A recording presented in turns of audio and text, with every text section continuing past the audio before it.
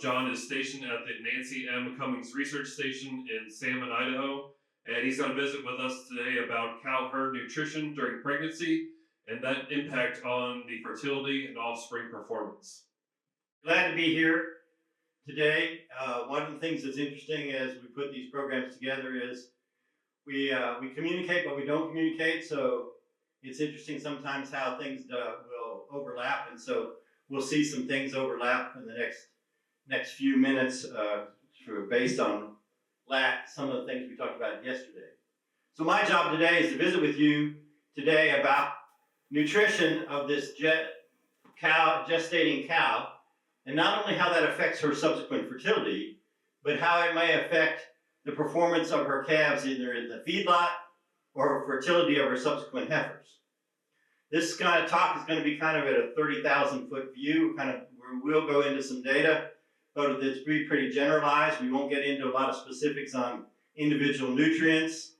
Dr. Drum is there in the back, and she's done a lot of really good work with omega-3 fatty acids, and we're not going to get into that today. This is kind of a reminder. We talked about some yesterday with Dr. Lallman.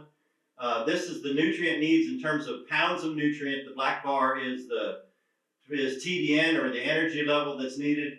The gold bar is the crude protein level that's needed. And going from obviously when calving starts, we're at early lactation, then we step down to late lactation, mid-gestation, and then the last trimester.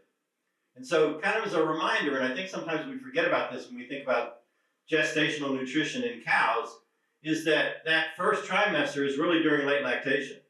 And so there's a lot of things going on in that cow at that time. That to be said, if you remember yesterday, Dr. Lallman told you that only about 1% of the energy needs of the cow are directed towards pregnancy during that first trimester. But as that goes on and the fetus demands are increased, as well as the increase for the reproductive tract, we see those demands as a portion of the energy intake needed by the cow that's directed to the pregnancy increases. And by the time we get to the third trimester, we see that the needs of the cow are increased by 21% in terms of energy and 12% in terms of protein. So that what's going on with forage availability and may dictate how we're going to do in terms of supplementation or not. So kind of as a reminder in terms of forage quality, this is the list of crude protein and TDN requirements at different stages of gestation. That first trimester for cows, we're up to 9% crude protein and 57% TDN. We drop down to mid-gestation. You can see quite a bit lower nutrient requirements. Back up to the final part of the third trimester, and we've increased those requirements again. And another reminder is that with our first calf heifers, that protein requirement and that energy requirement are higher during gestation. And why would that be? What's going on with those heifers? They're growing, right? And so we've got to compensate for that as well. So moving on, in terms of the cow, effective nutrition on the cow, we've known for a long, long time that if cows are undernourished during gestation, then those cows don't breed back and they don't cycle very well for us. And that is a result of effects at multiple levels on the reproductive axis in terms of hormone release from the brain, response of the ovary and the uterus, and growth factors in the ovary and follicle. So a lot of things go on in terms of physiology in there, but the bottom line is that these cows that are undernourished are going to be reproductive struggles for us. One of the best ways that we have to monitor nutrition in our cow herd, and we're not going to go into a big discussion on body condition scoring, is to body condition score cows. Now that system, as you guys know, is from 1 to 9, with 1 being emaciated and 9 being obese. And kind of the ideal cow sits in around that 5 body condition score. So on this particular slide, this is what happens in terms of the percent of cows cycling at different days postpartum, post-calving, based on their body condition score. So those higher body condition score cows, those body condition score 6s, by the time 60 days comes along, the majority of them are cycling. and the body condition score 5s have a high rate of cyclicity. And of course, those thinner calves, that body condition score 3 cow down there at the bottom, is going to be a problem for us in terms of ever cycling. If we look at a 60-day calving season, and even though we know it's 80 days postpartum when most cows would need to be pregnant again, if we're going into a generalized herd that maybe 70% of the cows are calving in the first 35 to 40 days, we're going to see that at the time we start the breeding season, the average cow is going to be about 60 days postpartum or 60 days post-calving. And so you can see that by the time we start the calving season, even some of the body condition score 5s, we're still up to about 80% of those cows cycling by the time, but we're way down with about 50% of the thin cows. So that dictates to us. And of course, we talk about pregnancy rates, and this is kind of a stylized representation of a lot of different research projects that went on. And this is Dr. Selk's work out of Oklahoma State. And what this curve basically tells us is that body condition score 5 and 6 cows have high pregnancy rates. We get above body condition score 6, there's really not any benefit to having those cows in any better condition than that in terms of pregnancy rates. Subsequently, we drop down to 4, we start to see lower pregnancy rates. When we get below 4, things don't get much worse. So the idea is that we can have a lot of impact on pregnancy rates if we move in cows from 4 to 5 or from 5 to 6. Another aspect is, remember we talked about yesterday the importance of calving early in the calving season, and therefore getting bred early in the breeding season. If we look at the mature cows, those cows that were body condition score 5 or better in this study, we see that not only is the final pregnancy rate at the end of the breeding season higher than those body condition score 4 cows or less, but that a significant number of those cows have become pregnant by 40 days into the calving season. Heifers, similar response, but notice that we're up to body condition score 6 as being the desirable body condition score. And again, we need greater body condition in first calf heifers because what's going on to those heifers? They're still growing, right? So they're growing and they're lactating, and we're trying to get them to rebreed. And so you can see that those have to be higher body condition scores at that. Then people always ask, does it matter how I get to body condition score? Does it matter if she loses weight during gestation, if she maintains weight during gestation, or if she increases weight? This was a study of first calf heifers, and the bottom line was it didn't matter how they got there, it mattered what the body condition score was at the time of calving. And so you can see that the body condition score 6 and 7 heifers far outpace the body condition score 4 or 5 heifers, even those heifers that were gaining weight, and that's quite a bit of weight over the last trimester. So there's been some interest in some particular nutrients, particularly in fats, and bypass proteins are what we call in the nutrition world undegradable intake protein.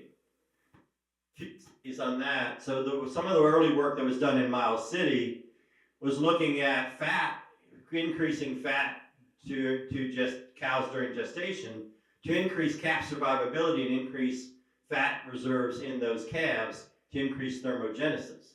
As a byproduct of that, they realized that first study that they had a significant increase in fertility in those cows that received high-fat diet in late gestation. Now, if you'll notice, those are not exactly stellar pregnancy rates in that particular study, and that was because that year was an extremely bad forage year, an extremely bad winter. They subsequently followed up with 2 other studies which indicated there was some benefit to feeding high-fat diets during gestation, but the level of increase was not as great as they had previously examined, and that, again, was related to they had some better forage years, so some better winter feed for those cows from the forage standpoint, so that the effect of that high fat was not as great. Another study that was looking at feeding high-fat bakery waste or low-fat bakery waste. And so the gold bars is cows that got no supplement during gestation. The black bars are cows that got a low-fat bakery waste supplementation. And the gray bars are those that got a high-fat supplementation. So overall pregnancy rates not different between those treatments, but what they did see was that more cows in the first 21 days of the calving season, they got fed the high-fat diets. So some indication here that feeding high-fat diets during late gestation may have some positive effects on calf. What about protein? A lot of the work that I'm talking about today is work that's been done here at the West Central Research Station or up at the Goodmanson Ranch that Dr. Funston alluded to yesterday. And this was a compilation of meta-analysis of the bunch of studies that they did looking at protein supplementation to cows grazing dormant winter range. Most of these studies, I think, were all in cows that calved in early March. And so the bottom line was there was no difference in body weights in those cows, whether they received no supplementation or a pound of supplement per day. That's the supplement 1 from December through March, or supplement 2 is 2 pounds of supplement a day, 30% crude protein supplement from January through March. So not a lot of difference in the cow weights and cow body condition scores, although we do see some studies that would indicate that that's a positive effect of feeding protein. But they did see a positive effect on pregnancy rate in this meta-analysis, but you've got to admit that 2% increase in pregnancy rate is really not probably economically viable if we're looking at the cost of supplementation. People always ask, what about bypass protein? Because we hear a lot about that as an option. The first study up there at the top, what they did was they fed bypass protein to pregnant heifers, and in those pregnant heifers, there was an increase in pregnancy rates, subsequent pregnancy rates, due to feeding the protein as bypass protein instead of just crude protein or digestible intake protein. Other studies have not seen a positive effect of bypass protein compared to more readily digestible protein sources for the rumen. But this study over here by Sletman Olsen shows very clearly they had a low bypass protein, a medium bypass protein, or a high bypass protein, meaning the percentage of bypass protein that as a component of the supplemental protein. And regardless of the protein supplementation, they didn't see an increase in pregnancy rates, but they did see an increase in body weights and body condition scores in those. So some advantage there to feeding those protein, in this case, in terms of body condition on the cows. But over the years, we've done a lot of studies where we've done feedlot studies, we've done backgrounding studies, we've looked at all these different treatments, and we've done the same thing with heifers, right? Post-weaning, we start feeding heifers different diets. We look at those heifer systems. Rick has done a lot of great work on 55% versus 65% target weight, those kinds of things. Well, we did all that in animals that we really forgot to consider what happened to them as calves in utero. And as we mentioned yesterday, there's a lot of information on fetal programming that's been coming out. And so that maybe fetal programming is affecting the response rate of these cows. And so when we talk about supplementing cows during late gestation, we also have to take into effect and into account what the effect is on their offspring. So let's talk about the steer side, because the steer side seems to be a little more clear in the data that's come out than in the than what we're going to talk about in reproduction. By the way, those steers up on the top left-hand corner there are all beef on dairy cross steers at Simplot. So not bad looking animals.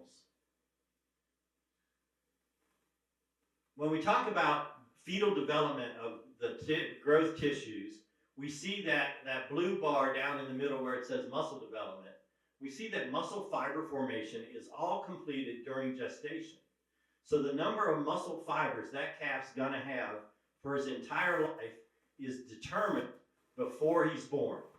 After he's born, then what happens is we see an increase in muscle fiber size and diameter, but we don't necessarily see any more muscle fibers being added. In contrast, when we look at intramuscular fat, that top yellow bar, which is, of course, marbling, it starts in utero, but that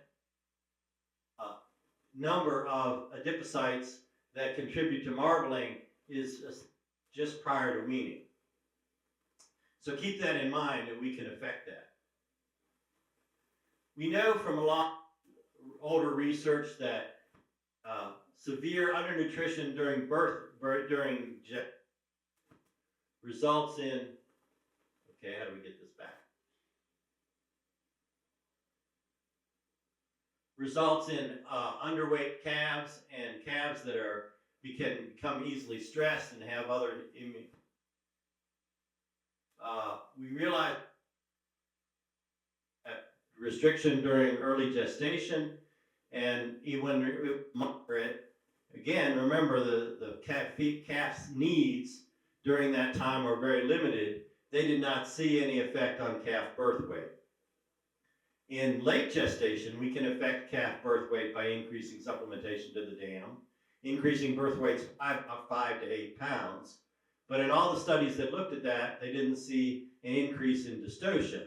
Now, the caveat for that is they didn't see an increase in dystocia when their sire selection was appropriate for the size of the cows that were used.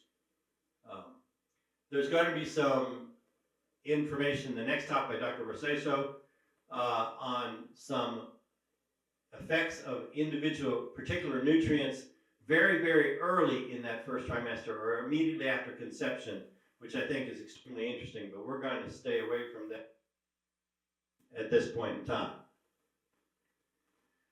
We do know that dams supplementation, dams that are supplemented, their calves are stronger, healthier. We don't run into the weak calf syndrome that we've seen in the West because of poor interuterine nutrition, and that in first calf heifers, the quality of the colostrum in those heifers that are in poor body condition score at calving is reduced, and so therefore passive immunity to the calf is also affected. There's the table there shows the condition score at calving and the time it took calves to stand up.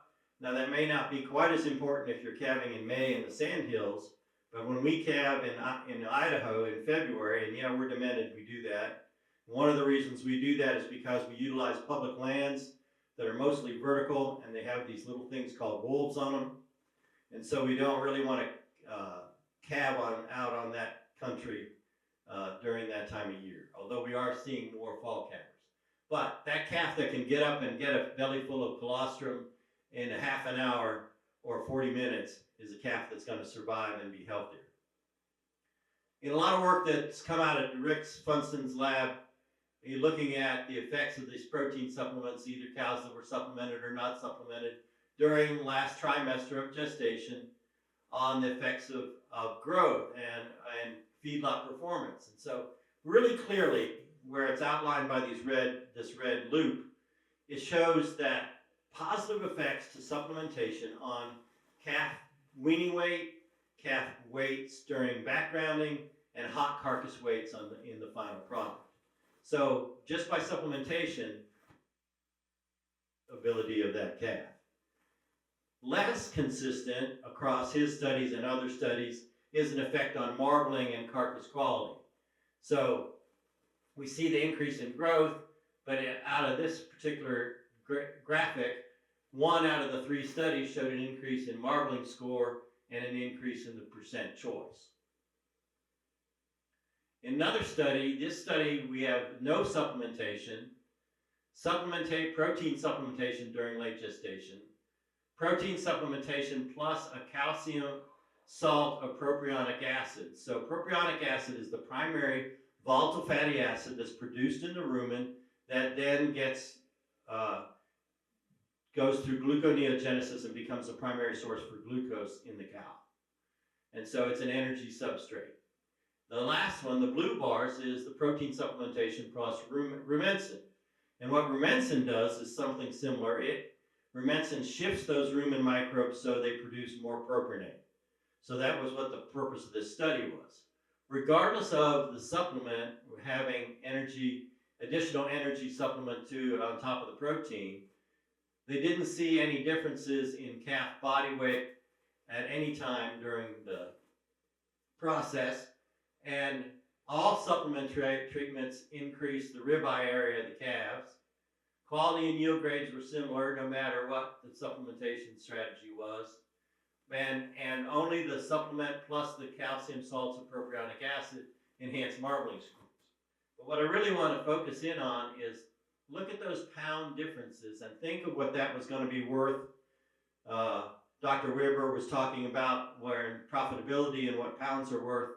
And so can we pay for supplementation if we're getting an extra 25 pounds of weaning for calves that are worth over $3 a pound? We probably can. And we're going to talk about supplementation strategies in a minute. So high-fat diets on calf growth, the results are variable. Consistent results on calf growth that it was with protein. CSSO is a polyunsaturated. It happens to be a salt that keeps it from being degraded in the rumen. That particular study did see some positive effects on post-weaning growth, carcass weight, and ribeye areas. But the effect sources seem to be highly dependent on the source and forage quality is that the base forage that those cows are eating.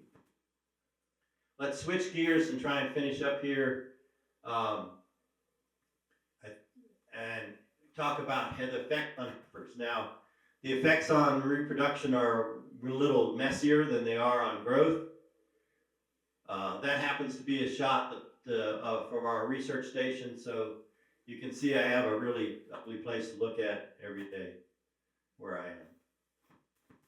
So one of the things that happens early on, by 60 days of gestation, sexual development is completed, sexual differentiation is completed. During the first trimester is when all the primordial follicles or antral follicles form, and so these are the follicles. This is the ovarian reserve. These are the number of follicles that cow is going to have for her entire life. By the end of first trimester, that number is extremely, extremely high. And then during the second trimester, some of those follicles go through atresia and activation. And then the follicle number is reduced to what is going to be established for that cow. Why that is important is the amount of follicles, antral follicles, that a cow has at any given time during her life is an indication of fertility and longevity in that cow. So cows with more antral follicles on the ovary have usually have higher fertility, and they usually have a greater longevity in the herd.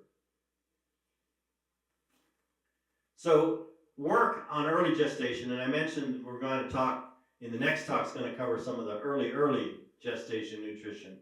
But when we get into the first part of the first trimester through the early second trimester, on two different studies, what we see are some increases or decreases depending on whether they're restricted. So restriction, reduced ovarian weights and reduced CL weights. Restriction also decreased that antral follicle count that we talked about in another study, as well as decreased anti-Müllerian hormone, which is an important hormone for follicular development in heifers. But it didn't do anything in terms of age of puberty, length, or the size of the dominant follicles. Now, one of the situations with a lot of our reproductive studies is they haven't always been taken all the way to cow pregnancy rates. We've done some work at our laboratory. We have a range location at Sept. So if our Idaho cows came to the hills of Nebraska, they would think they had died and gone to heaven. They'd probably stand in one spot for about 3 days, just confused by the amount of feed that they had available, okay?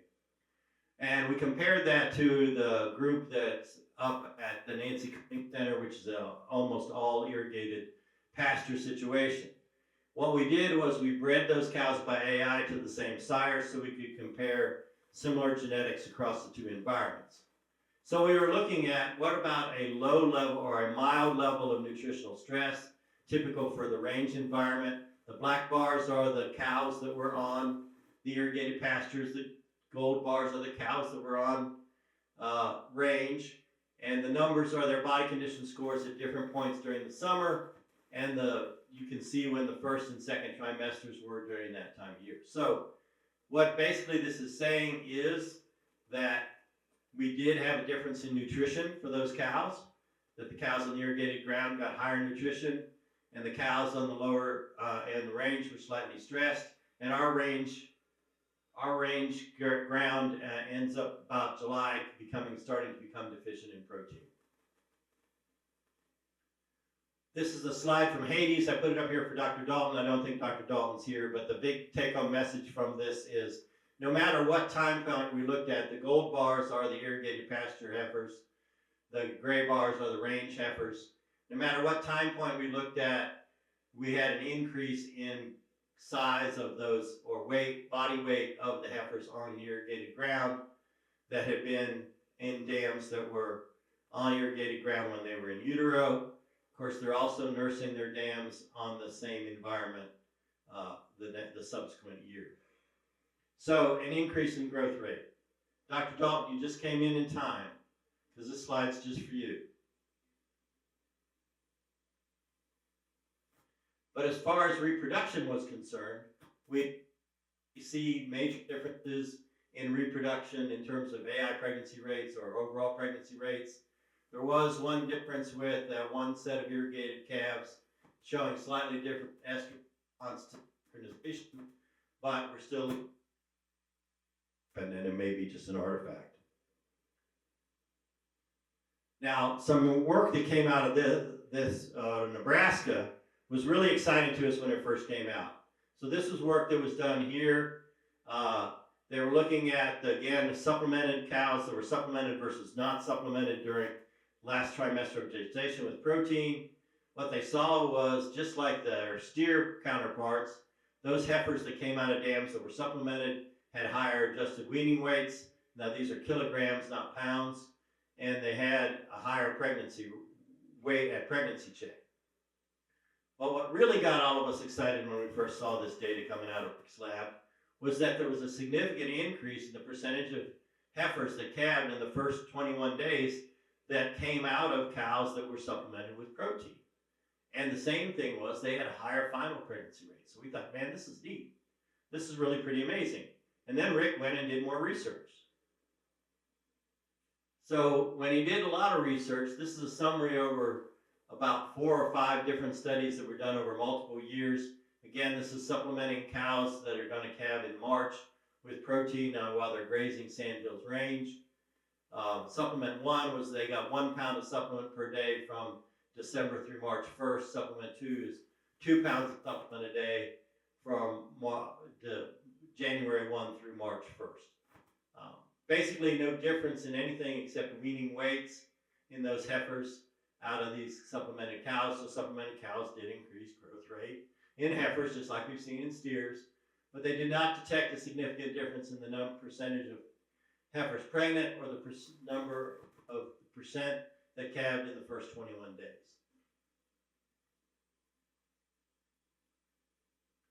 So some other research on the reproductive side that add to the confusion. For those of you that live in fescue country, supplementing energy and protein to cows on grazing dormant fescue or stockpile fescue didn't help anything in terms of the reproduction in those heifers. Restricting cows to 75% of their requirements during the second and third trimesters at mark didn't seem to change any indicators of reproductive efficiency. Another study feeding some DDGS during late gestation resulted in heifers that had more calves in the first 21 days. And then finally, a little bit of work on overnutrition, and we heard a good talk by Dr. Fontes yesterday about the negative effects of overnutrition on bulls. Not as much work done in the cow, but we see that what happens is those cows that get overnourished during gestation, their heifers have early activation of their follicles, and so their antral follicle counts are reduced, and so potentially longevity. So one of the big things that needs to happen on a lot of these studies is we're not only looking at short-term pregnancy rates, but what's the terms of longevity. You saw those curves that Dr. Weber showed, showing the difference in heifers that were calved at 21 days or not, and the loss rate based on that. And we kind of need that more information on what happens to these heifers depending on the supplementation of their dams during gestation. Kind of wrap this up. A little bit about the effect on the calf and calf immunity. So these particular studies were, again, just supplementing dams during gestation. The first study, the graph over there, the dark bar, the solid bars are cows that received those calcium salts of soybean oil, and that again is that high polyunsaturated fatty acids during gestation. Their calves, when they went into the feedlot, had a much lower incidence of bovine respiratory disease. So it enhanced the immune function of these calves when they were in utero, and that translated into later in life positive effects on calf health. Then another study looked at high fat supplementation, and increasing fat supplementation during gestation resulted in positive responses to bovine respiratory disease vaccinations. But then in another study, it didn't see any value. So again, supplementation of dams during gestation may also increase the immune function in her calves. So let's talk very quickly about supplementation strategies. We need to know our forage deficiencies and what deficiencies we need to be supplementing for. We need to keep it simple and affordable.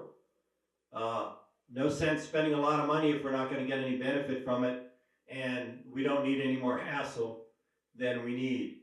Protein, a lot of research has been done over the years that showed very clearly that protein supplements do not need to be fed every single day.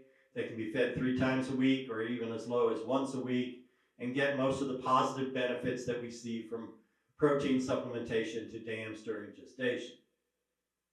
This particular study was looking at supplementing, these were, I believe these were Bos Taurus cattle, but they were in Florida.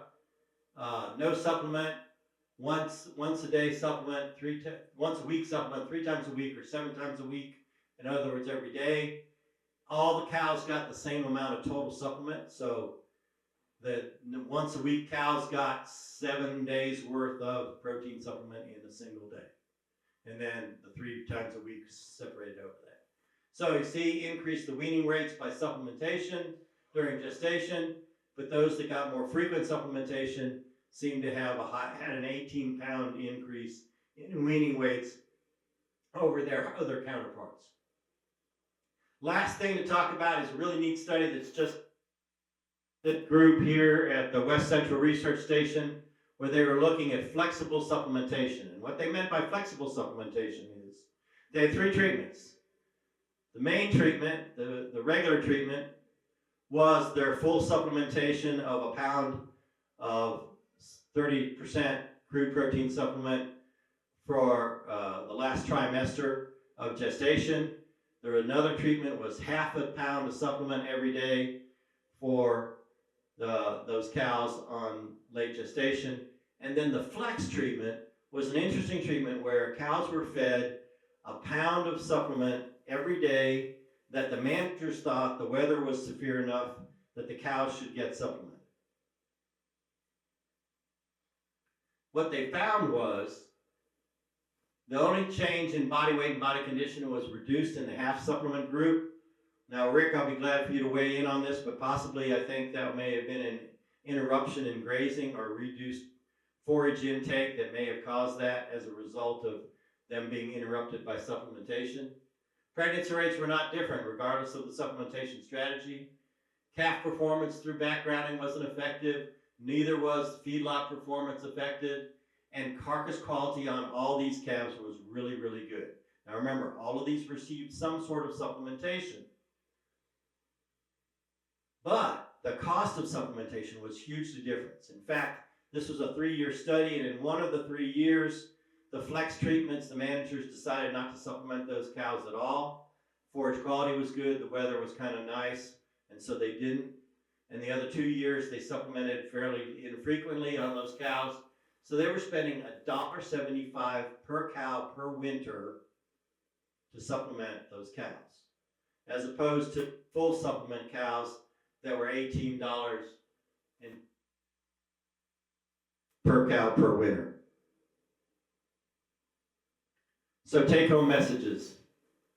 Our cow body condition scoring is still a good way for us to monitor our nutritional program. That supplementing cows tends to increase body condition and body weight, but not necessarily improve reproduction, although it may sometime. Dam supplementation improves calf growth, and that's pretty ubiquitous across all the studies that we looked at, but has variable effects on carcass quality. Effects on gestational nutrition on reproduction are really, really messy. We're still trying to figure this out and understand what's going on with these heifers and where we may be making more impact. The biggest or most consistent result was an increase in percent of the heifers calving in the first 21 days of the calving season out of dams that have been supplemented. Proper prenatal nutrition is important to calf immune response and survivability. And finally, supplement strategies should fit the ranch in the nutrition in terms of nutrition, logistics, and economics.